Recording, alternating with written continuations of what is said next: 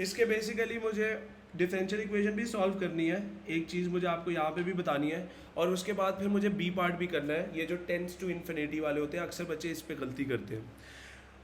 Now this question says that, गौर से सुनिएगा, अगर मैं इस क्वेश्चन को देखूं तो यहाँ पे उसने मुझे कहा ये है, कहता है कि the variable x and t satisfies the differential equation this, ठीक है। कहता है for t is greater than and equals to zero, it is given that x is equals to zero and t is equals to zero. ये उसने हमें conditions बता दी हैं, ये हमारी कंडीशन है जो कि सी के लिए यूज़ होने वाली है, ठीक हो गया। कहता है solve the differential equation and obtain N expression for x in terms of t। मुझे x को सब्जेक्ट बनाना है, इन टर्म्स ऑफ t अपना आंसर देना है। आइए जी शुरू करते हैं। जो इस क्वेश्चन में मुझे आपको चीज़ समझानी है वो ज़रा देखिएगा, वो वहाँ पे जाके स्टॉप करूँगा मैं। e raise to power 3t है, dx ओवर dt है, is equals to cos square 2x। अच्छा, ये मैंने एक स्कूल में टेस्ट में दिया हुआ था और वो मैं अभी चेक ही कर रहा था, और वहाँ पे जो ब्लेंडर्स मारे हुए थे वो मुझे आपको हाईलाइट करने, गौर से सुनिएगा सारे।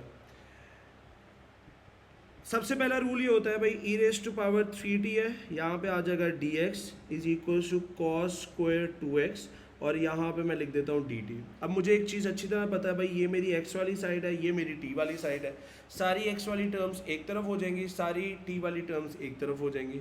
अब x मेरे पास क्या आ जाएगा, 1 divided by cos square 2x dx बन जाएगा, 1 divided by e raise to power 3t dt बन जाएगा। क्लियर है जी? ये तो मैंने सिंपल सॉल्व किया, यहाँ पे तो इतनी कोई रॉकेट साइंस है ही नहीं। ओके, अब रूल होता था हमारे पास कि भाई आपके पास जो वेरिएबल है, इंटीग्रेशन करने से पहले उस वेरिएबल को आपने डिनोमिनेटर में लेके आना है, सॉरी डिनोमिनेटर में है तो न्यूमिनेटर में लेके आना है। Taking integral on both the side हम करेंगे, ठीक है। अब यहाँ पे लिखा हुआ है ई रेस टू पावर 3t, क्या मैं इसको ऐसे लिख सकता हूँ, e raise to power minus 3t and दस dt। मैंने कुछ भी नहीं किया है, इसको उठा के पूरे को मैंने सिर्फ और सिर्फ इतना किया है कि इसको उठा के मैं ऊपर ले आया, ठीक है जी। अब बेटा रूल नो डाउट आपके पास यही है कि भाई अगर आपका वेरिएबल x है, t है, वो डिनोमिनेटर में है तो पहले स्टेप में उसको न्यूमिनेटर में ज़रूर लेके आना होता है। अब अगर कोई बच्चा, मेजॉरिटी, मैं ये चेक कर रहा था अभी पेपर्स बैठ के, मेजॉरिटी लोगों ने ये किया हुआ है, और यूं इसको पहली बात उन्होंने लिखा यहाँ पे cos रेज टू पावर -2 ये, ठीक है। पहली चीज़ तो ये यूँ होगा नहीं, उसकी रीज़न ये है कि ये आपके पास जब ऊपर जाएगा तो पूरा रेस टू पावर -1 डालना चाहिए। चले अगर आप इस तरह से भी लिखते हैं वो भी सॉल्व आउट हो ही जाता है, लेकिन पॉइंट यहाँ पे ये है कि अगर मैं आपको देखूँ तो इसकी इंटीग्रेशन, पावर की इंटीग्रेशन ना साइन स्क्वायर की होती है, ना कॉस स्क्वायर की होती है, ना हमारे पास किसी और की होती है। स्क्वायर्स की इंटीग्रेशन हमने पढ़ी नहीं है, तो आप अगर इसको ऊपर लेके जा रहे हो और रेस टू पावर -2 बना रहे हो तो भाई इसको इंटीग्रेट कैसे करोगे, आपके पास इसकी इंटीग्रेशन हो ही नहीं सकती है। हमारे पास तो सिंपल कॉस स्क्वायर की इंटीग्रेशन नहीं है, तो यहाँ पे तो फिर कॉस रेस टू पावर -2 और आगे भी 2x है, उसकी इंटीग्रेशन फिर आप क्या करेंगे। आप जब इसको ऊपर लेके जा रहे हैं तो सोचा तो करें कि भाई आपके पास साइन स्क्वायर, कॉस स्क्वायर, क्या बताया था मैंने रूल इंटीग्रेशन के लिए, इस तरफ मैं लिख रहा हूँ, मैंने क्या बताया हुआ आप लोगों को, मैंने कहा कॉस स्क्वायर ऑफ x, ये 2x लग रहा है, कॉस स्क्वायर ऑफ x इसकी और साइन स्क्वायर ऑफ x इसकी इंटीग्रेशंस डायरेक्टली नहीं होती हैं। अगर आप लोग अपने नोट्स खोलें, मैं आपके नोट्स खोलता हूँ P3 के, ये देखें पूरी वर्किंग की थी हमने कहा था जब भी कॉस स्क्वायर साइन स्क्वायर आ जाए तो आप लोगों ने इसकी इंटीग्रेशन कैसे करनी है, वो ये आइडेंटिटीज लगती थी। ये देखो मैंने लगा के दिखाया हुआ, पूरी कॉस स्क्वायर भी किया हुआ है, साइन स्क्वायर भी किया हुआ है। अब इसके ऊपर हम आइडेंटिटी लगाते हैं, पावर्स की है ही नहीं इंटीग्रेशन। तो भाई आप मुझे एक बात बताओ, जब आपने किया cos रेज टू पावर -2, उसकी इंटीग्रेशन कहाँ से ले आओगे आप। तो थोड़ा सोचा तो करें कि भाई ठीक है मेरे पास डिनोमिनेटर में पड़ा हुआ है, एक ही रूल थोड़ी है कि भाई मैं उसको ऊपर ही ले जाके कुछ कर सकता हूँ, लेकिन उसके अलावा भी तो कुछ ना कुछ किया जा सकता है। सोचा करें कि क्या क्या इंटीग्रेशन आपने पढ़ी है और किस किस तरीके से हो सकती है। आए जी चलते हैं क्वेश्चन पे। अब इसको अगर मुझे सॉल्व करना है, what I can do is that, ये तो पॉसिबिलिटी मेरे पास है नहीं, ये तो हो नहीं सकता है। तो मैं ज़रा क्वेश्चन को दोबारा लिख देता हूँ, ये वाली चीज़ तो हो नहीं सकती है, तो इसको मैं यहाँ से मिटा रहा हूँ। क्या बनेगी इसकी इंटीग्रेशन, गौर से देखिएगा। ये लिखा हुआ है 1 divided by cos square 2x dx। क्या मैं इस चीज़ को ऐसे लिख सकता हूँ that this is going to be, इधर पहले मैं आपको लिख के दे रहा हूँ, 1 divided by cos of x, कोई बताएगा किसके बराबर होता है? Sir second x। बिल्कुल ठीक है, शाबाश। अगर मैं आपसे पूछूं 1 divided by cos square of x किसके बराबर होगा?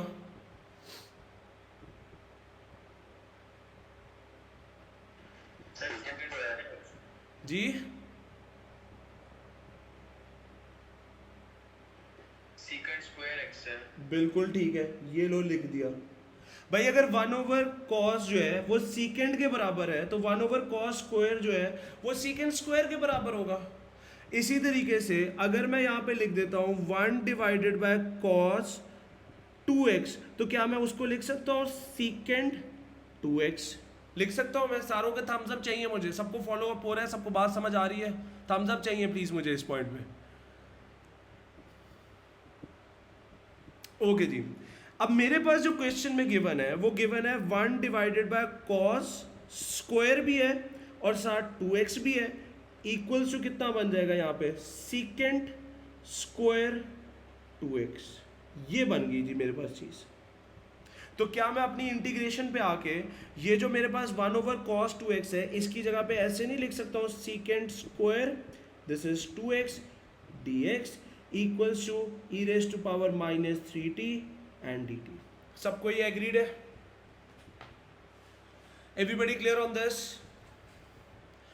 तो बेटा पॉइंट को जरा समझे, जरूरी नहीं है कि आपके पास ये चीज सिर्फ और सिर्फ कॉस साइन और टैन के केसेस में होती है कि हमारे पास अगर डिनोमिनेटर हो तो हम उसको, रूल वही है कि भैया आपके पास डिनोमिनेटर में वेरिएबल की इंटीग्रेशन नहीं हो सकती, उसको उठा के हमें न्यूमिनेटर में लेके जाना होता है। रमशा मैं आपके पॉइंट पे आता हूँ, अगर मेरे पास उसको न्यूमिनेटर में लेके जाना है तो साइन कॉस और टैन, इसके लिए सिर्फ ये नहीं होता कि हम उसको ऊपर ऐसे ही लेके जाए, हमें उसको जब ऊपर लेके जाना है तो हमें ये वाली चीज लगानी पड़ती है। हमें पता होता है 1 ओवर जो है साइन जो है 1 ओवर कॉस जो है वो सीकेंस वगैरह के बराबर होते हैं, इसलिए हम ये वाली चीज अप्लाई करते हैं।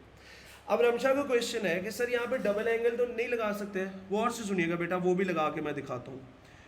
इंटेग्रल गिवन है 1 divided by cos square 2x dx is equals to integral e raise to power minus 3t dt। ठीक है रमशा, यही है ना? आइए जरा डबल एंगल लगाते हैं। आइडेंटिटी क्या होती थी कॉस की? कॉस ऑफ स्क्वायर है विद अ 2x। अब यहाँ पे चलो मैं आपके कहने पे, ये जो मेरे पास है, आपके कहने पे मैं कहता हूँ जी चलो डबल एंगल भी लगा लो, तो क्या होगा हमारे पास, क्या होती थी हमारे पास 2 cos square square of x आ जाएगा -1। ये होती थी हमारे पास डबल एंगल की आइडेंटिटी, cos ऑफ 2x की इज इक्वल टू क्या होता था, cos स्क्वायर ऑफ x -1 होती है। हमारे पास साथ इसके स्क्वायर भी पड़ा हुआ है, तो इस पूरे को भी स्क्वायर देना पड़ेगा। रामचा एग्री करते हैं? ओके अब मैं इसकी जगह पे इसको प्लेस कर रहा हूँ, ये लो 1 divided by 2 cos square of x -1, ये ले जी स्क्वायर डाल दिया, dx कर दिया। अब मुझे एक बात बताओ, जब आप इसको ऊपर लेके जाओगे तो ये क्या बनेगा आपके पास, 2 cos स्क्वायर ऑफ x -1 और यहाँ पे मेरे पास क्या आएगा, रेज टू पावर -2 dx। अब मुझे बताओ इसकी इंटीग्रेशन कैसे कर सकते हो आप? आपके पास जो रूल होता था वो आपके पास इसका पावर का डेरिवेटिव ले, पावर का आपको +1 करना पड़ेगा, उसको डिवाइड करना पड़ेगा, इनसाइड द ब्रैकेट जो है उसका डेरिवेटिव फिर नीचे मल्टीप्लाई होगा, कितनी लंबी आपके पास इंटीग्रेशन चली जाएगी वो। तो हमारे पास सिंपल सा रूल है कि हम इसको सीकेंड के अंदर कन्वर्ट कर देते हैं, हमें इतने लंबे प्रोसेस पे जाने की ज़रूरत ही नहीं है। एग्री करते हैं रमशा बच्चे? ओके जी, तो इसको मैं कैंसिल आउट कर रहा हूँ, ये मैंने सिर्फ रमशा के क्वेश्चन का आंसर किया था, ये ले जी मैंने डिलीट कर दिया। अब आते हैं इसके इंटीग्रेशन पे, गौर से सुनिएगा सारे। अगर आप लोगों को याद हो बेटा, पेपर में अगर कोई चीज़ भूल जाए ना तो खुदा के लिए डेटा बुकलेट खोल लिया करें, वहाँ पे कुछ ना कुछ चीज़ें लिखी होती हैं। अगर आप लोगों को याद हो तो हमारे पास इंटीग्रेशन थी, मैं आपके नोट्स खोल रहा हूँ, इंटीग्रेशन होती थी हमारे पास, ये देखें ये लिखी हुई है, हमारे पास इंटीग्रेशन होती थी हमारे पास सीकेंट स्क्वायर ऑफ एक्स, इसकी इंटीग्रेशन आपके पास स्ट्रेट अवे थी tan of x.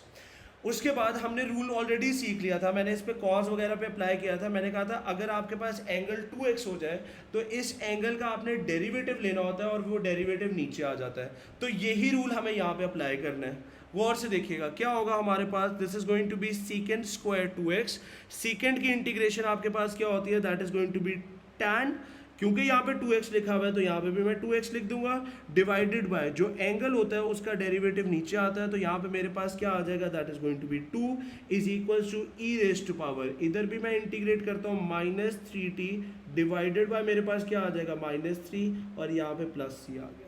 This is the simple one-lining integration for this particular thing. Is this point clear to everyone? बेटा किसी को नहीं समझ आई है प्लीज़ पूछ लें, ये आज के क्वेश्चंस बहुत इंपॉर्टेंट है और ये मैं रीसेंट उसके करवा रहा हूँ, अभी मैं आपको 2023 का भी क्वेश्चन करवाता हूँ। ओके जी, क्वेश्चन लेकिन अभी ख़त्म नहीं हुआ है। क्वेश्चन के अंदर उसने हमें पहले तो कहा है कि भाई express x in terms of t, आए जी करते हैं, फिर हमें सेकंड पार्ट पे भी चलना है।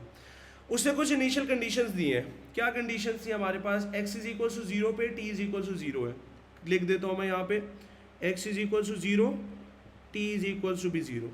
क्या बनेगा हमारे पास, we got it tan of 2x divided by 2 is equal to e raise to power -3t divided by -3 plus c, right.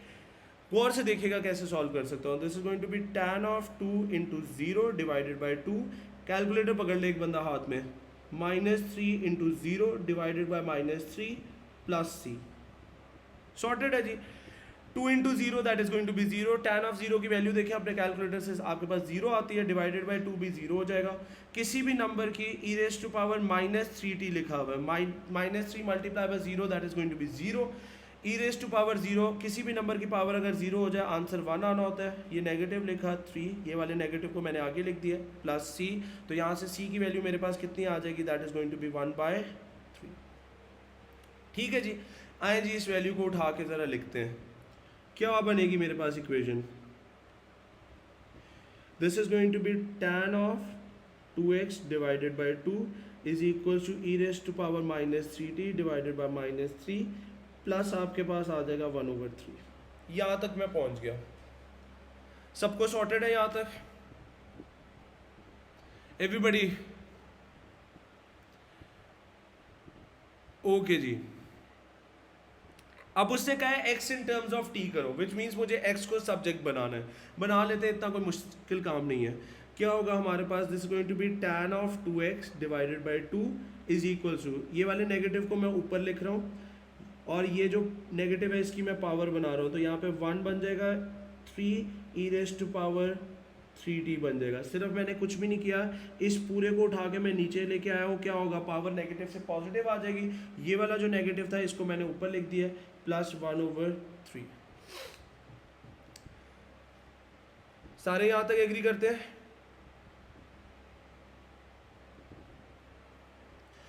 ये वाला जो डिनोमिनेटर में 2 है इसको उधर ले जाके मल्टीप्लाई कर देते हैं, tan of 2x is equal to 2 into 1/3 पहले लिख रहा हूँ -1/3 ई रेज टू पावर 3t लिख दिया, 2 को मल्टीप्लाई भी कर देते हैं, 2/3 -2 divided by 3 e raise to power 3t, यहाँ से मेरे पास 2x किसके बराबर आ जाएगा, tan inverse 2/3 -2 divided by 3 e raised to power 3t. Let me add a page over here और उधर सॉल्व करता हूँ मैं।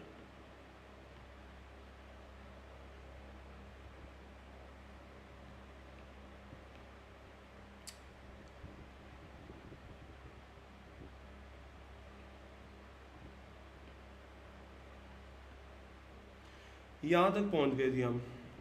अब मुझे x को सब्जेक्ट बनाना है, तो x को अगर मुझे सब्जेक्ट बनाना है तो x will be equal to 1/2 tan inverse 2 divided by 3 minus 2 divided by 3 e raised to power 3t, and that makes me the answer over here. This is how you have to solve it. जल्दी से note down करें, अभी इसका एक part और भी रहता है.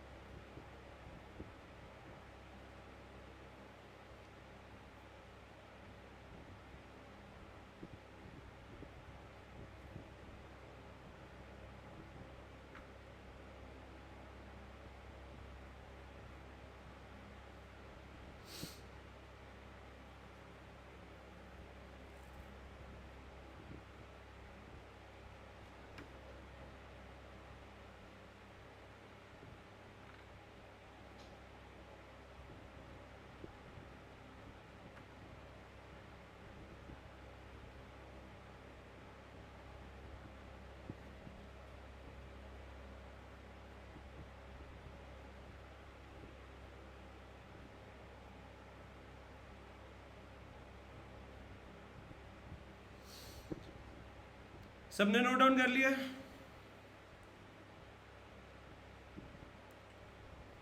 ओके जी, अब आए जी नेक्स्ट चीज पे चलते हैं. नेक्स्ट उसने हमें कहा है state what happens to the value of x when t tends to infinity. कोई मुझे बताएगा अगर t टेंड्स टू इन्फिनिटी तो इसका मतलब t की वैल्यू क्या है? सॉरी, इन्फिनिटी होगा, मैं क्या पूछ रहा हूँ. This is basically t tends to infinity का मतलब क्या हुआ कि आपके पास t की जो वैल्यू है वो इन्फिनिटी को अप्रोच कर गई है. आए जी ज़रा प्लेस करते हैं. कैसे सॉल्व करना है इसको गौर से देखिएगा.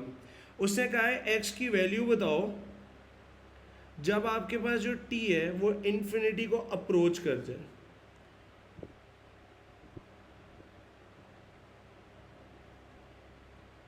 हमने डिसाइड कर लिया भाई t टेंड्स टू इन्फिनिटी, ये लें जी, लिख दिया. अब इसके लिए आपके पास कॉन्सेप्ट जो होने चाहिए ना वो P1 में जो मैंने आपको इन्फिनिटी के कॉन्सेप्ट दिए हैं वो याद किया करें. गौर से देखिएगा. एनी नंबर यहाँ पे पहले तो प्लेस करते हैं. 1 divided by 2 tan inverse 2 divided by 3 minus 2 over 3 e raise to power 3 into t की जगह पे क्या लिख दूंगा मैं? Infinity. And I close it and I close the bracket as well. अब गौर करें, याद करें अपने P1 के concepts. Any number multiply by infinity, the answer is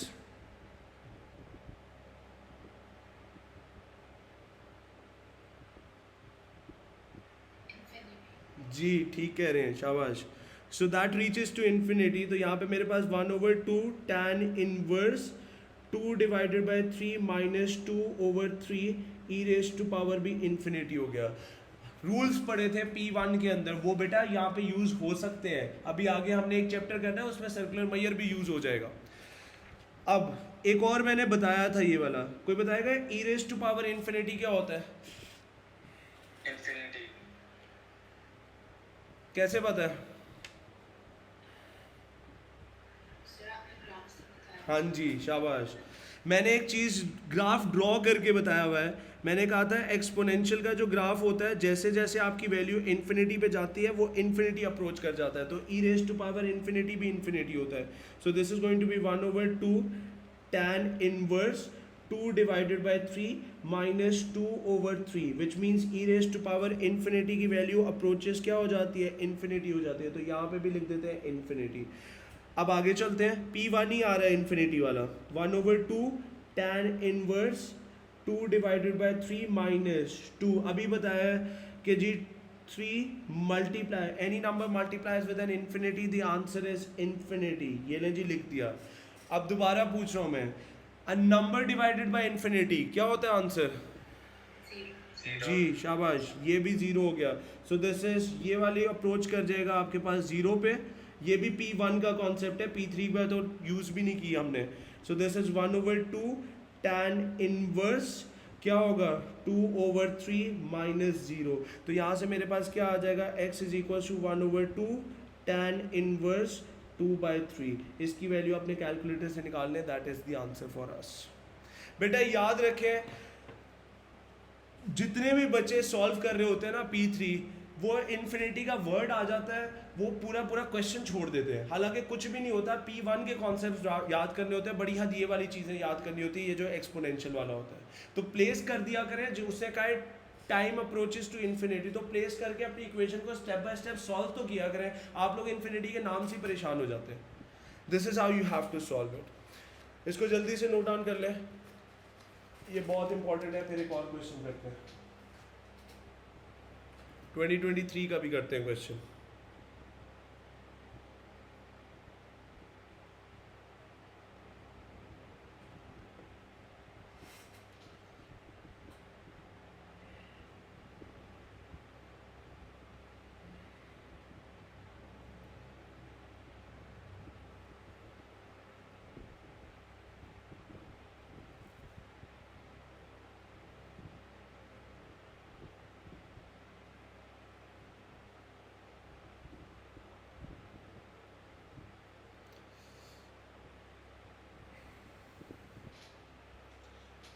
okay ji, next आते हैं इस क्वेश्चन पे। इसका ईयर मेंशन नहीं है, ये मई जून 2023 का क्वेश्चन है।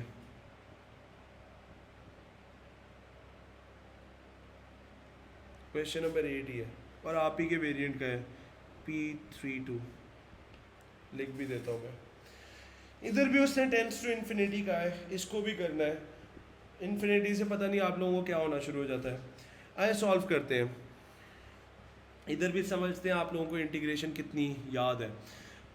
उससे हमें कहा है the variable x and y satisfies the differential equation. It is given that y is equals to 0, x is equals to 1। ठीक है, उसने फिर हमें कहा है, कहता है solve the differential equation obtaining an expression for y in terms of x। y in terms of x में आपको अपनी एक्सप्रेशन को कोट आउट करना है। आइए जी स्टार्ट लेते हैं। क्या होगा हमारे पास, सबसे पहले अगर मैं यहाँ पे इक्वेशन लिख दूँ तो this is going to be dy over dx is equals to 4 plus 9y का square divided by e raise to power 2x plus 1। ये गिवन है हमारे पास। गौर से देखिएगा, स्टार्ट कर रहा हूँ मैं। सबसे पहले क्या होगा, dy को यहीं रहने देते हैं, 4 प्लस 9y का square divided by e raise to power 2x plus 1, और यहाँ पे आ गया मैं dx लिख दिया। अब ये वाली साइड मेरी dy की है, ये वाली साइड मेरी dx की है। सारी y वाली टर्म्स इस तरफ आएंगी, x वाली टर्म्स उधर रहेंगी। तो आए जी ले आते हैं। अब खाली y स्क्वायर को तो मूव मैं कर नहीं सकता हूँ, तो मेरे पास क्या आएगा इधर 1 divided by 4 plus 9y square dy is equals to 1 divided by e raise to power 2x plus 1 and this is dx। Agreed है? Now taking an integral on both the sides. कोई मुझे बताएगा ये वाली क्या इंटीग्रेशन है?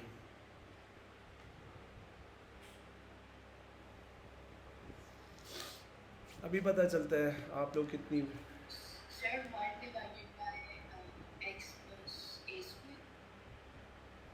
क्या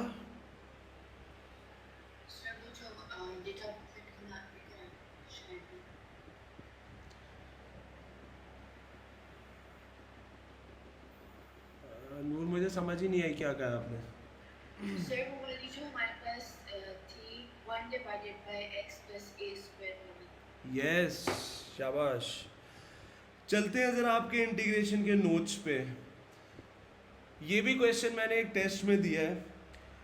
बेटा पता नहीं आप लोग रिवाइज क्या करते हैं, नोट्स खोल के देखा करें। ये देखें, ये अब पॉइंट ये आता है, ये इंटीग्रेशन के कॉन्सेप्ट से। एग्जामिनर के पास देखें बेटा, एक चीज़ समझ लें, एग्जामिनर के पास इंटीग्रेशन का कंटेंट जो है वो बहुत ज़्यादा है। उसके पास पेपर में वॉल्यूम भी बहुत ज़्यादा है उसको क्वेश्चंस पूछने का। कहाँ कहाँ पे वो पूछ सकते हैं, समझे इस चीज़ को। पहला उसने इंटीग्रेशन का क्वेश्चन आपको देना ही देना है।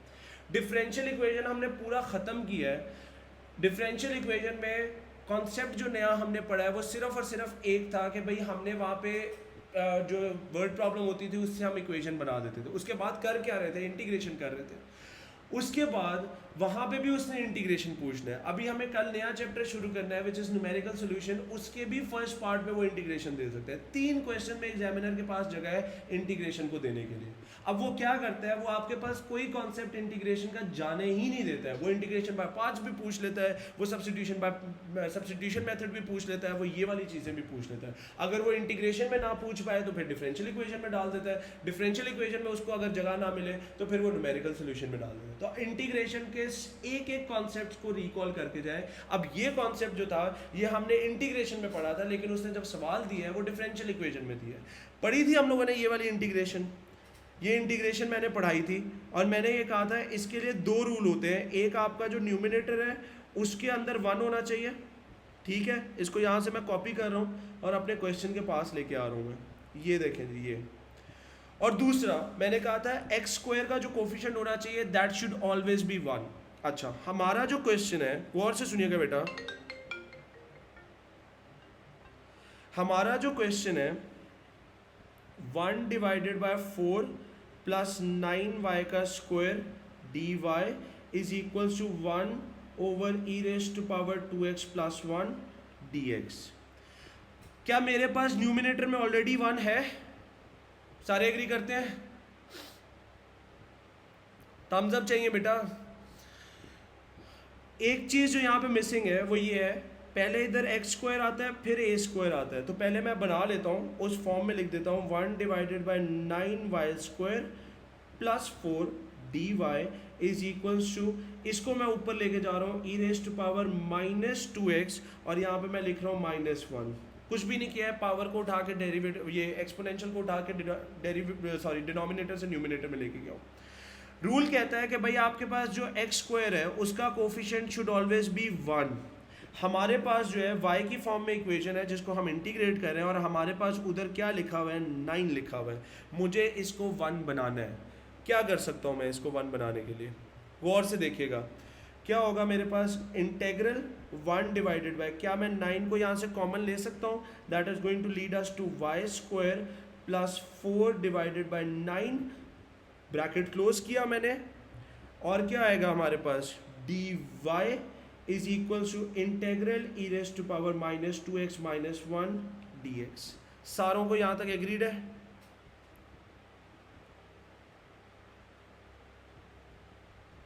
ओके जी। अब हमें इधर क्या बनाना होता है, नेक्स्ट रूल क्या कहता होता था, इस जगह पे क्या होना चाहिए, अब परफेक्ट स्क्वायर लिखा हुआ है ना यहाँ पे ए स्क्वायर, तो मुझे परफेक्ट स्क्वायर भी बनाना है। आए बनाते हैं परफेक्ट स्क्वायर। क्या बन जाएगा हमारे पास, that is going to be integral. उसको करने से पहले क्या इस 9 का कोई इंटीग्रेशन में काम है? कोई काम नहीं है, इसको बाहर निकाल दें। 1 divided by 9 1 over y square plus ये जो 4 ओवर 9 लिखा हुआ है इसको मैं लिख देता हूँ 2 divided by 3 whole square dy is equals to integral e raised to power -2x - 1 and this is going to be dx। अब मेरे पास बहुत ही शॉर्टेड हो गया, ये मेरा क्या है, that is going to be by a।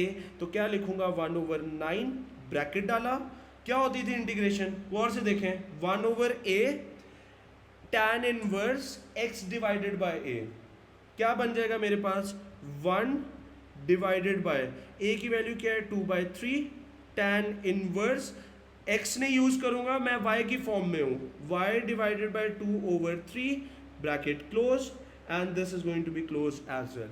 इधर एक्सपोनेंशियल की इंटीग्रेशन के लिए क्या करना होता था, कोई बताएगा मुझे?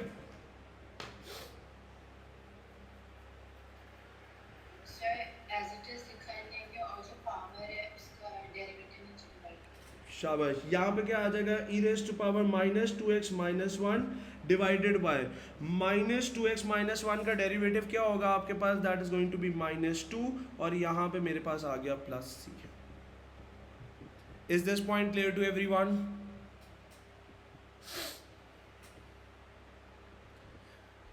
आए जी आगे लेके चलते हैं अपनी इंटीग्रेशन को। इधर वर्किंग स्टेप कर रहा हूँ, ये 2 ओवर 3 लिखा हुआ है, यहाँ पे लिख सकता हूँ 1 ओवर 9, ये 3 उठा के ऊपर चला जाएगा, multiply by 3 over 2 tan inverse, ये वाले 3 को भी ऊपर ले जाता हूँ मैं, 3y divided by 2 is equals to e raise to power minus 2x minus 1 divided by minus 2 plus c. Working step करते हैं, ये और ये कैंसिल होगा, यहाँ पे 3 बच जाएगा, so that is going to give us 1 divided by 6 tan inverse 3y divided by 2 is equals to e raise to power minus 2x minus 1 divided by minus 2 plus C. सबको एग्रीड है? उससे कुछ initial conditions भी बताई थी। क्या है जी हमारे पास initial conditions? y is equals to 0 पे x इज इक्वल्स टू 1 है, आई यूज़ करते हैं। y इज इक्वल्स टू 0 पे x इज इक्वल्स टू 1। गौर से देखिएगा, सॉल्व कर रहा हूँ मैं। 1/6 tan inverse 3 into 0 divided by 2 is equals to e raise to power minus 2, x की जगह पे मैं 1 लिख देता हूँ, minus 1 divided by minus 2 plus C. सबको एग्रीड है? This is 1/6 tan inverse 3 zeros are 0 divided by 2 भी, that is going to give us 0 is equals to e raise to power क्या आएगा, minus 3 divided by minus 2 plus कितना आ जाएगा, C. सबको clear है? tan inverse of 0 that is going to lead us to 0 is equals to e raise to power minus 3 divided by मेरे पास कितना होगा, माइनस 2 प्लस सी। तो जब ये इस तरफ जाएगा, ये वाला नेगेटिव पॉजिटिव हो जाएगा, तो सी की वैल्यू कितनी बन गई, e raise to power minus 3 divided by 2। इस सी की वैल्यू को उठा के हम यहाँ पे सब्स्टिट्यूट कर देते हैं। आई करते हैं, क्या होगा, 1/6 tan inverse 3y divided by 2 is equals to क्या होगा, e raise to power minus 2x minus 1 divided by minus 2 था, plus e raise to power minus 3 divided by 2। यहाँ तक सारे ज़रा नोट डाउन कर लें, फिर आगे करते हैं, नहीं तो बहुत कंफ्यूजिंग हो जाएगा। जल्दी से नोट डाउन कर लें। सबको यहाँ तक क्लियर है बेटा? समझ आया ये क्वेश्चन? ये बहुत इंपॉर्टेंट है, 2023 का क्वेश्चन है ये।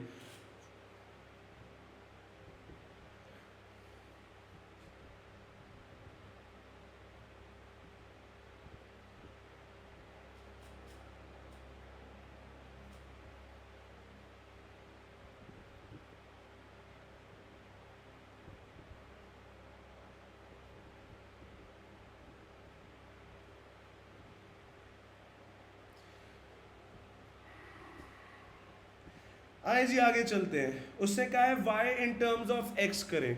पकड़ लेते हैं जी अपनी इक्वेशन को। सबसे पहले this is 1/6 tan inverse 3y divided by 2 is equals to, क्या मैं इस साइड से 1/2 को कॉमन ले सकता हूँ? क्या चीज़ बच जाएगी यहाँ पे, क्योंकि नेगेटिव भी है, तो minus e raise to power minus 2x minus 1 plus e raise to power minus 3। I close the bracket. ये 2 और ये 6 कैंसिल होके लेफ्ट हो जाएगा 3 यहाँ पे, तो क्या बन जाएगा 1/3, क्या आएगा, tan inverse 3y divided by 2 is equal to, मैं e raise to power minus 3 को पहले लिख रहा हूँ क्योंकि वो पॉजिटिव वाली टर्म है, minus e raise to power minus 2 minus 1 हो जाएगा। सबको एग्रीड है? इस 3 को उठा के उधर ले जाते हैं, क्या रह जाएगा, tan inverse 3y divided by 2 is equals to 3 e raise to power minus 3 minus 3 e raise to power minus 2 minus 1। क्या बनेगा, हमें y को सब्जेक्ट बनाना है। सबसे पहले यहाँ पे tan इनवर्स है, उस तरफ जाके हो जाएगा tan 3 e raise to power minus 3 minus 3 e raise to power minus 2x minus 1। क्या बनेगा, y को अगर मुझे सब्जेक्ट बनाना है तो यहाँ पे क्या आ जाएगा, that is going to be tan 3 e raise to power minus 3 e raise to power minus 2x minus 1, और यहाँ पे क्या लिख दूंगा मैं, 2/3। That leads to the final answer. जल्दी से नोट डाउन करें, फिर इसका नेक्स्ट पार्ट करना है जिसमें टेंड्स टू इन्फिनिटी, इसको भी करना है। देखते हैं क्या आंसर बनता है।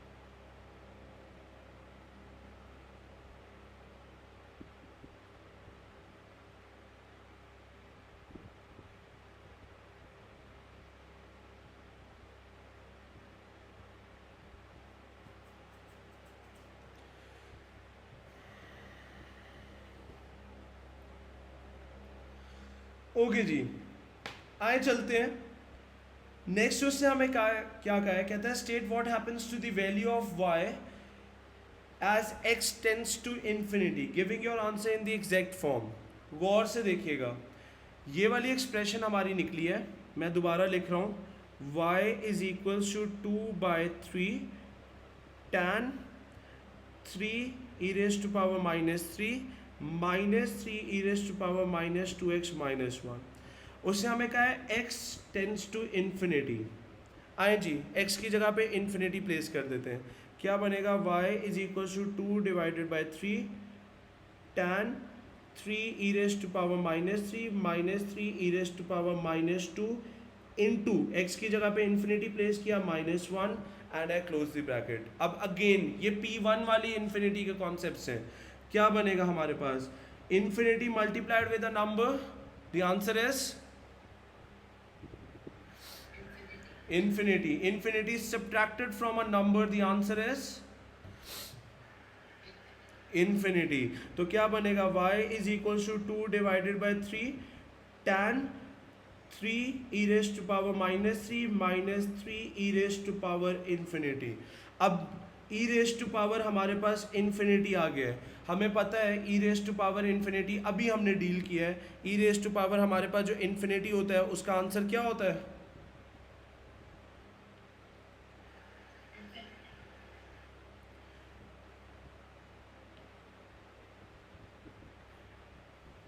एक गलती है यहाँ पे, wait a second, before I place it I made a mistake, before I place it इसको मुझे पॉजिटिव करना है,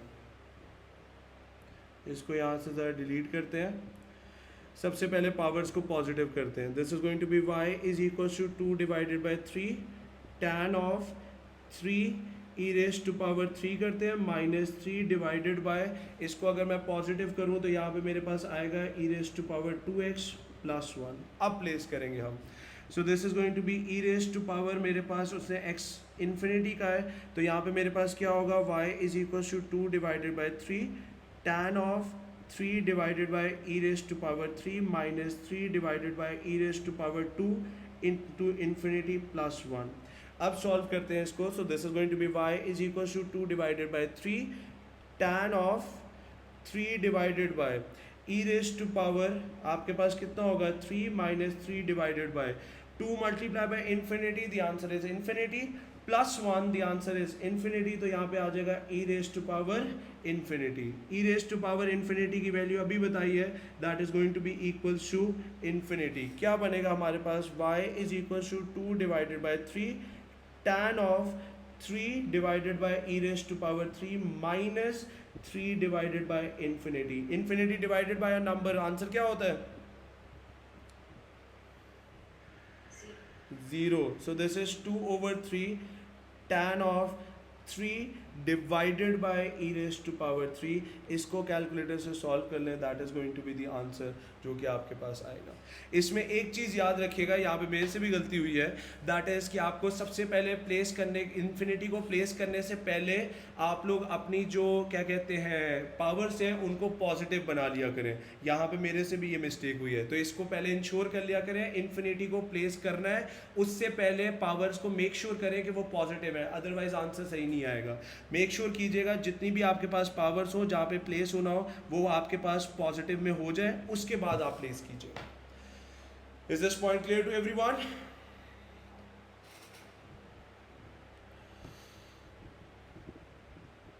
Okay ji, now the differential equations comes to the end। यहाँ पे मेरे पास differential equation ख़त्म हो जाती है।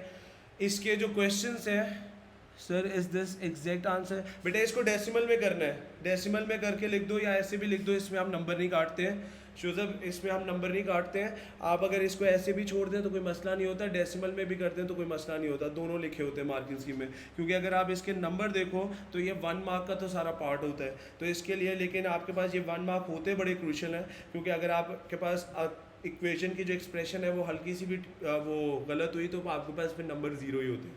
लेकिन इस चीज़ पे हम नंबर नहीं काटते कि बच्चे ने यहाँ पे छोड़ा है या डेसिमल में छोड़ा है, इस चीज़ पे हम नंबर नहीं काटते। क्लियर है जी? Okay, Now this comes to the end of your differential equation. Next कल की क्लास में we have to start a new chapter. उसकी मैं वर्कशीट भेज दूंगा, वो प्रिंट करवा लीजिएगा. उसके लिए भी चाहिए हमें प्रिंट्स, और फिर वेक्टर्स के लिए तो चाहिए ही चाहिए होता है. I hope that is clear to everyone. See you guys tomorrow. Thank you so much. Allah Hafiz, sir. Allah Hafiz. Allah Hafiz.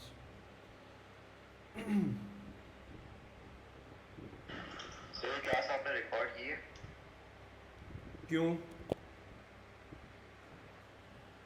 अगर बाद में चाहिए हो हाँ concept यार, revise करने के लिए. रिकॉर्ड की है मैंने. ये इंपॉर्टेंट क्वेश्चंस थे, कर दिए थे मैंने रिकॉर्ड.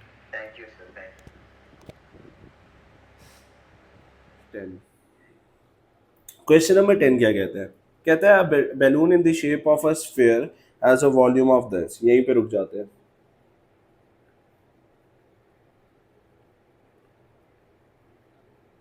पाई आर स्क्वायर और other cube. Volume of sphere का फॉर्मूला होता है. ठीक है. उसने कहा है air is pumped into the balloon at a constant rate of 40 pi starting with time t is equal to 0. ठीक है. जब वॉल्यूम जा रहा है तो that is going to be dv over dt is equals to 40 pi and I write a positive answer. कहता है at the same in time air begins to flow out at a constant rate of this. Constant है ना? Yes. So that is going to be dv over dt is equals to minus 0.8 pi r. तो यहाँ से अगर मैं solve करूँ so that is dv over dt is equals to 40 pi minus 0.8 pi r.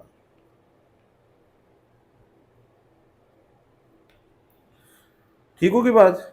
अच्छा, अब ये मेरे पास dv over dt आ गया. यहाँ से निकालते हैं dv over dr is equals to 4 over 3 pi को as it is डॉट. यहाँ पे क्या होगा? पावर पीछे आके मल्टीप्लाई 3r का स्क्वायर. ये और ये कैंसिल हो गया.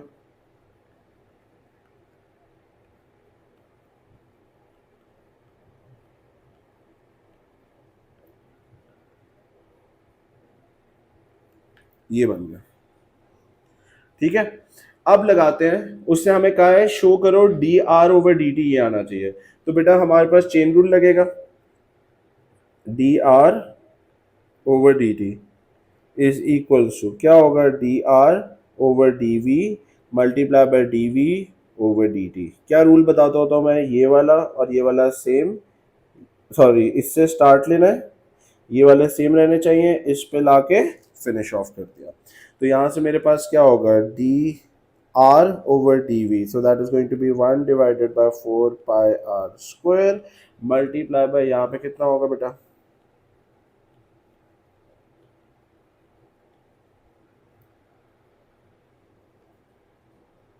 फर्दर चलो.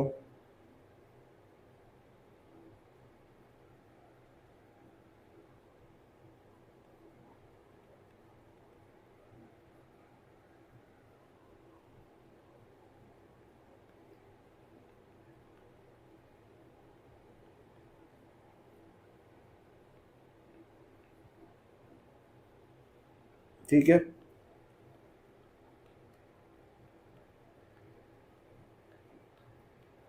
यहाँ पे क्या रह जाएगा? 10 minus 0.2 r divided by 4 pi r का स्क्वायर.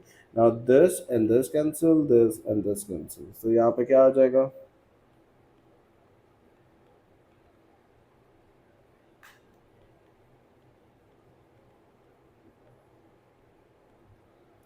अब अगर मैं देखूं तो मुझे जो प्रूफ करना है उस वो ये नहीं है. तो सिंपल उसने क्या किया हुआ है, अगर आप यहाँ पे देखो तो 5 से मल्टीप्लाई किया हुआ है ऊपर और नीचे. तो हम भी कर देते हैं यार. ये लो. तो that makes us 50 minus r divided by 5r का स्क्वायर.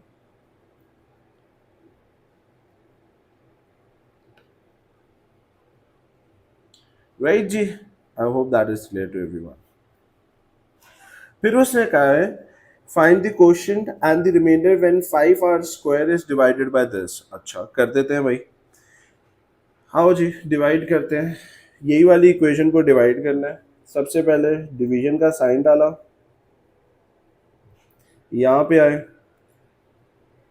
5r² इधर लिखा, 50 माइनस आर इधर लिखा।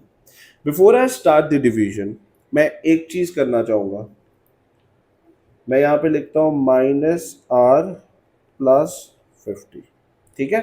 अब पकड़ो, यहाँ से फर्स्ट टर्म पकड़ी बेटा,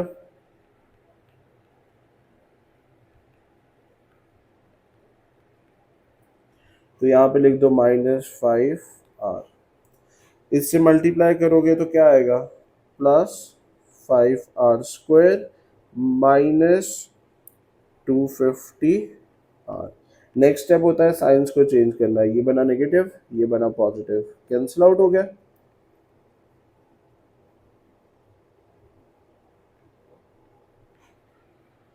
ठीक है, दोबारा से फर्स्ट टर्म को पकड़ो,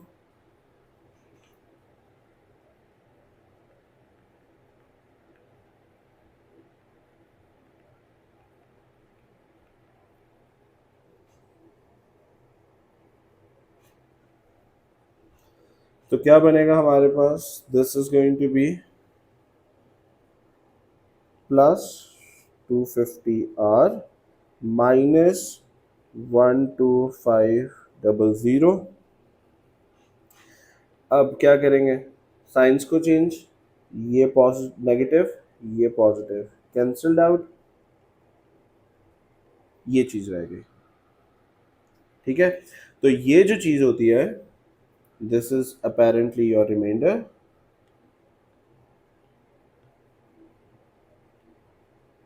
और ये आपका क्या होता है बेटा, दैट्स योर क्वेश्चन।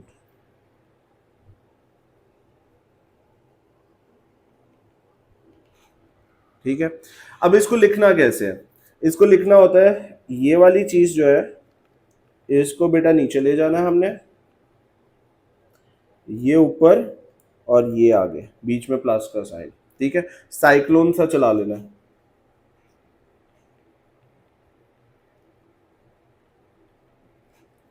प्लस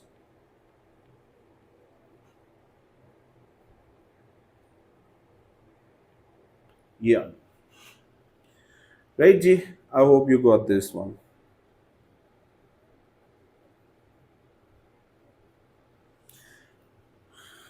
सबको क्लियर है बेटा? नेक्स्ट पे आते हैं, उसने कहा solve the differential equation obtaining an expression for t in terms of r. अब अगर हम यहाँ पे देखें तो उसने कहा है जी इस डिफरेंशियल इक्वेशन को सॉल्व करो। अब बेटा एक चीज हमेशा याद रखें, जो पिछले पार्ट में एग्जामिनर करवाता है उसको नेक्स्ट पार्ट में उससे यूज करवाना होता है। So that is going to be, यहाँ पे मेरे पास क्या होगा, d r is equal to 50 minus r divided by 5r का स्क्वायर, यहाँ पे आ जाएगा डी टी। अब ये वाली जो साइड है ये आर वाली है, ये वाली साइड आपकी जो है वो टी वाली है, तो सारी आर वाली टर्म्स को इस तरफ ले आओ,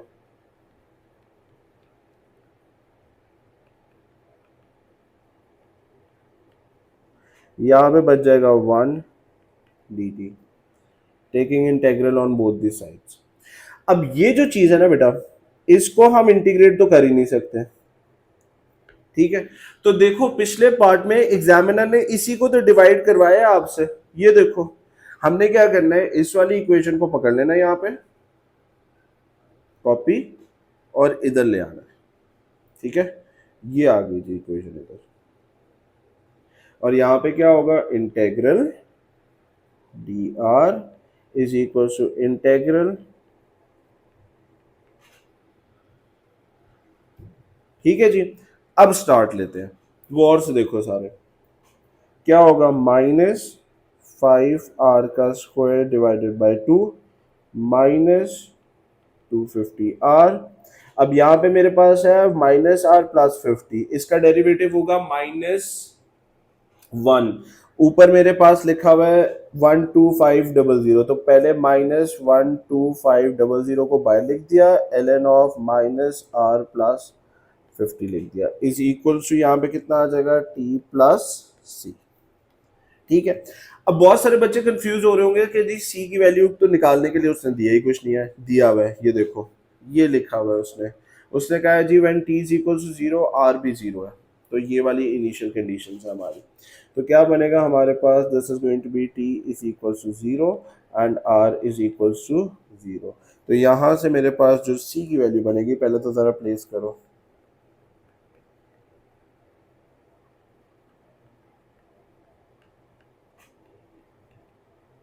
ln of -0 plus 50 is equal to 0 plus c। तो यहाँ से c की वैल्यू कितनी आती है बेटा, ये 0 पे चला जाएगा, ये 0 पे चला जाएगा, यहाँ से वैल्यू पड़ी हुई है।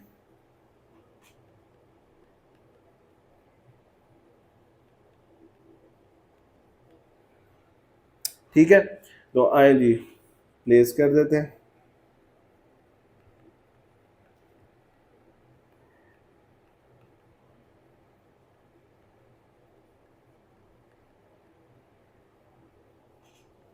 ln of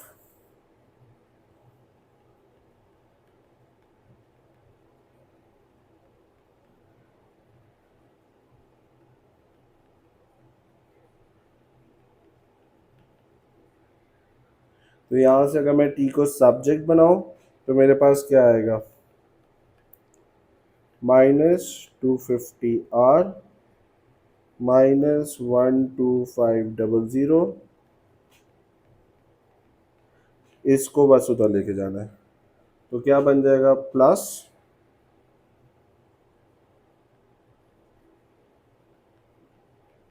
ln of 50। ठीक है, that's the answer for us.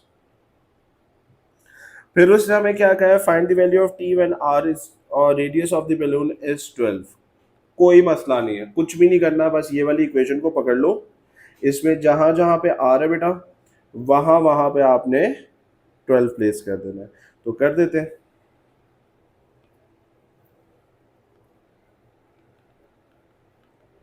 Twelve का square divided by 2,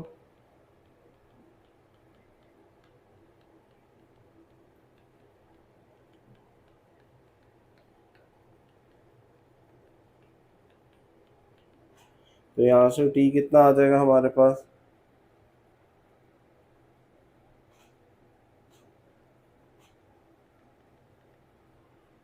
that is 70.5। that's the answer for us। ठीक है, this is how you are supposed to solve this question। ये जो सॉल्विंग है that's been done by you guys।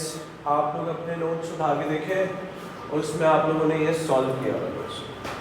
मैं अभी खोल के भी दिखाता हूँ। सबसे पहले उससे हमें at the end of the day कहा है कि भाई ये वाली डिफरेंशियल इक्वेशन को सॉल्व करो। तो रूल होता था हमारे पास, रूल क्या था कि आपके पास अगर सॉल्व करना है तो that is going to be cos of 2x dot dy is equals to 4 tan of 2x divided by 3, और rather this is sin square 3y, और यहाँ पे क्या आ जाएगा dx। रूल था हमारे पास dy वाली टर्म्स को इधर ही रहने दें और dx को उधर लेके आऊँ मैं। अब मेरे पास क्या होगा, ये वाली साइड y की बन जाएगी, ये वाली साइड x की बन जाएगी। सारे एग्री करते हैं, सारे y वाली टर्म्स को इस तरफ ले आते हैं, x वाली टर्म्स को उधर ले जाते हैं। तो सबसे पहले जो y वाली टर्म है मेरे पास, दैट इज इवेंचुअली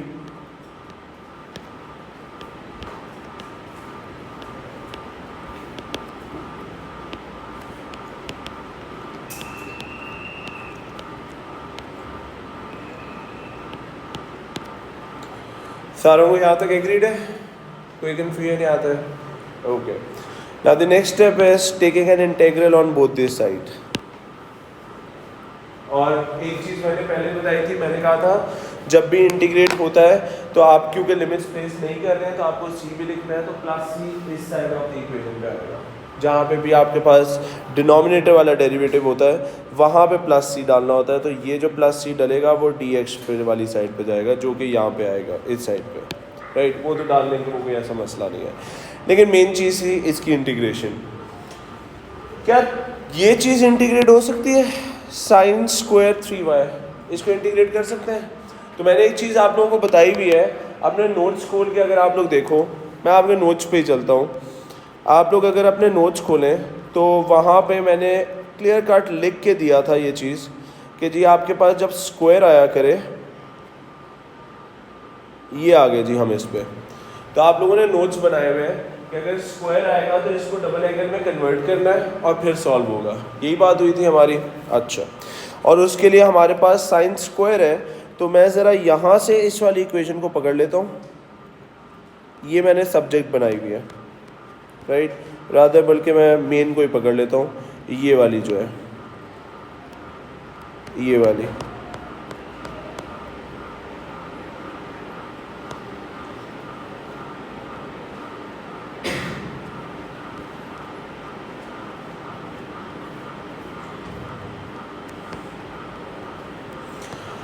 अब अगर मैं यहाँ पे करूँ तो दिस इज़ द इक्वेशन।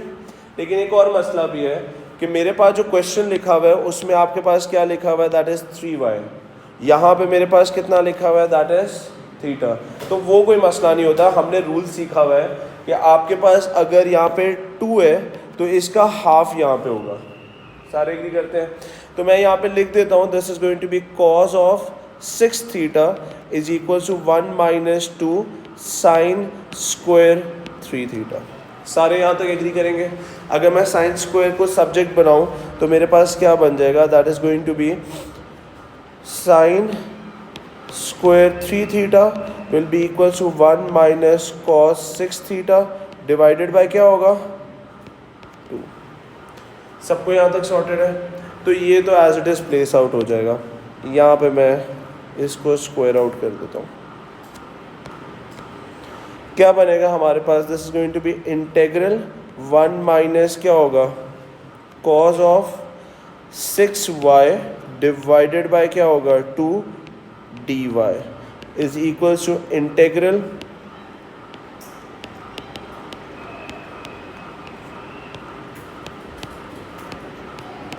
ये मैंने लिख दिया। सबको एग्रीड है? इसको इंटीग्रेट करना मेरे लिए कोई मसला नहीं है। आए पहले इस वाले को इंटीग्रेट कर ही देते हैं। क्या होगा, ये जो 2 है इसको मैं बाहर निकाल सकता हूँ?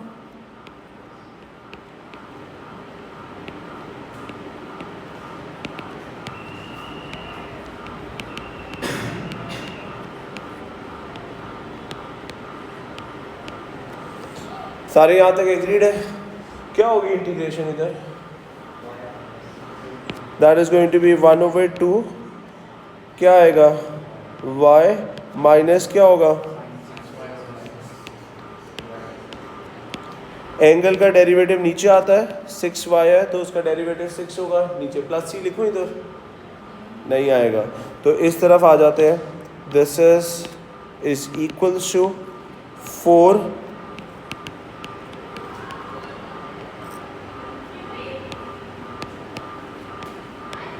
ये। सबको एग्रीड है यहाँ तक?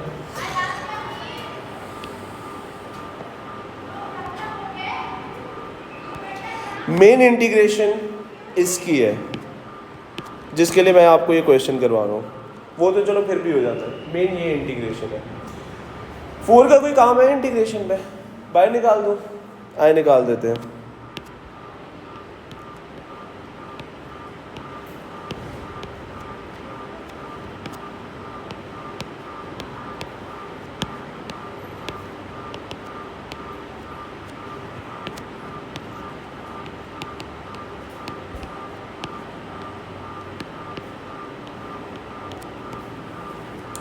सारों को सॉर्टेड है?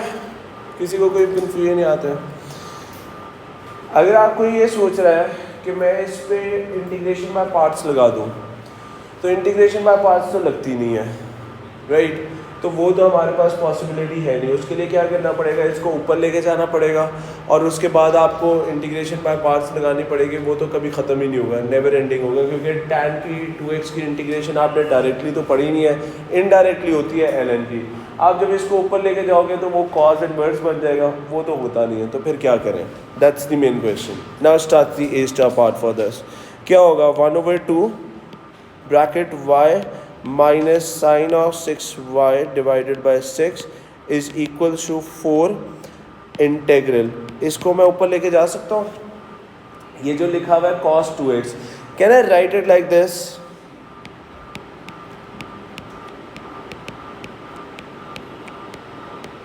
लिख सकता हूँ मैं ऐसे, 1/cos क्या होता है?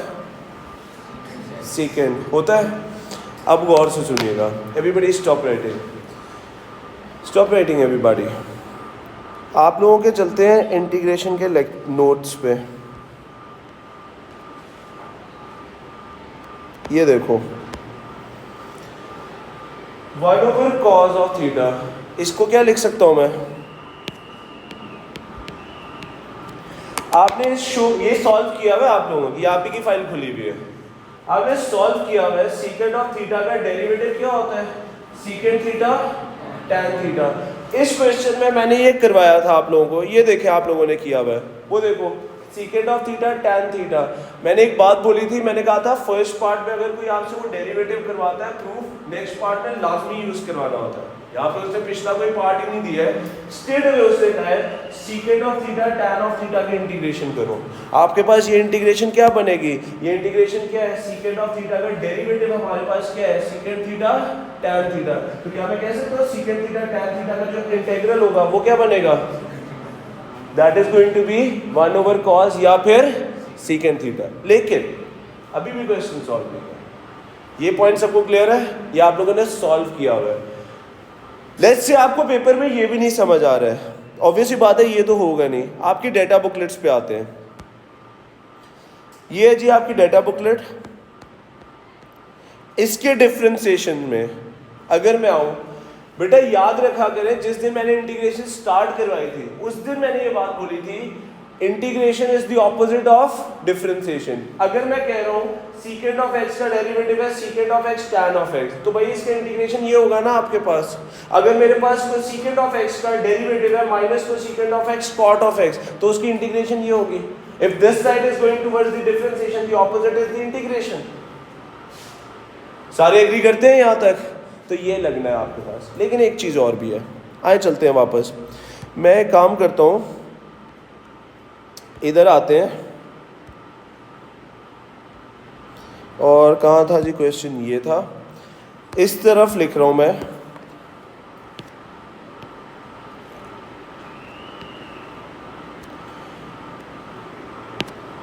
Secant of x has a derivative of secant of x tan of x। सारे एग्री करते हैं? ओके, ये इसकी क्या है? डेरिवेटिव। सबको यहाँ तक एग्रीड है? ओके। लेकिन अगर मैं यहाँ पे देखूं सीकेंट ऑफ, मेरे पास अगर क्वेश्चन को देखें ना, सीकेंट ऑफ 2x और tan ऑफ 2x पड़ा हुआ है, हमने लिखी है सीकेंट ऑफ x की। If I look upon this, यहाँ पे अगर मैं लिख देता हूँ सीकेंट ऑफ 2x, तो इसकी क्या बनेगी? Secant of 2x tan of 2x divided by क्या आएगा? क्या रूल पड़ा हुआ है डिफरेंशिएशन के लिए कि भाई आप डेरिवेटिव तो ले लेते हो, लेकिन जो एंगल का डेरिवेटिव होता है वो क्या होता है? एंगल का डेरिवेटिव की बात कर रहा हूं डिफरेंशिएशन में आगे क्या होगा? मल्टीप्लाई। सारे एग्री करते हैं? डिफरेंशिएशन का है, इंटीग्रेशन नहीं कहा है मैंने। तो आपके एंगल का डेरिवेटिव क्या करते थे? पीछे मल्टीप्लाई। तो क्या कर सकता हूं मैं? This is going to be secant of 2x divided by 2 will be equals to secant of 2x into tan of 2x। लिख सकता हूं मैं ऐसे, that's the integration of this। ये यहां से इस डायरेक्शन में क्या चल रहा है?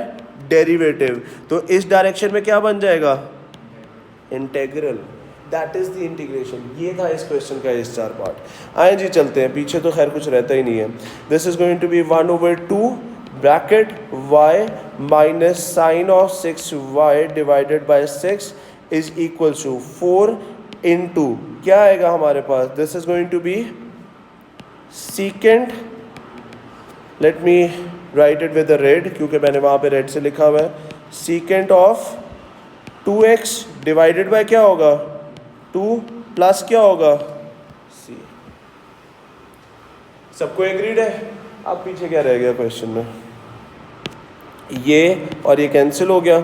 So this is going to be 1/2 bracket y minus sine of 6y divided by 6 is equals to, यहाँ पे क्या बच गया 2 secant of 2x plus c, and that's the differentiation integration of this.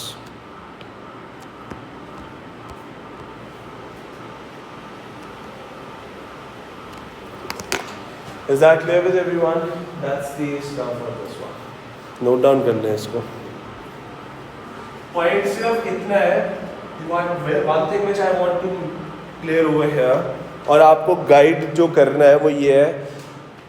Everybody over here, please लिखिए मत. बेटा आप लोगों को जो नोट्स बनवाया है ना मैंने इंटीग्रेशन के, डिफरेंशिएशन के, कॉम्प्लेक्स नंबर्स के और वेक्टर्स के, मैंने एक सिस्टमैटिक तरीके से स्टेप बाय स्टेप लेके चलो. मैंने ये क्वेश्चन में वो सॉल्व किया जो आपके नोट्स में सॉल्व हुआ है, मैंने सोल्यूशन दिखाया आपको. प्लीज़ उनको थॉरोली रिवाइज करें. आपको जो क्वेश्चंस बन भी सकते हैं ना मैक्सिमम वो है जो कि आपके नोट्स से हम उठा सकते हैं. सिर्फ उन चीज़ों पे हम आपको टेक्निकलिटीज़ बनाते हैं जहाँ पे एक एक छोटी छोटी बातों पे इंटीग्रेशन ये ट्रिग्नोमेट्री की आइडेंटिटीज़ बन सकती है. तो जिस तरीके से आपको नोट्स बनवाए गए हैं, जिस तरीके से आपको इंटीग्रेशंस के सारा कुछ लिखवाया गया है, जब रिकॉल करें, मैं बार बार एक चीज़ बताता होता हूँ कि जब आप रिकॉल करने बैठे प्लीज़ उसको उसी तरीके से रिकॉल करें जैसे आपको क्लास में करवाया गया. क्लियर है जी?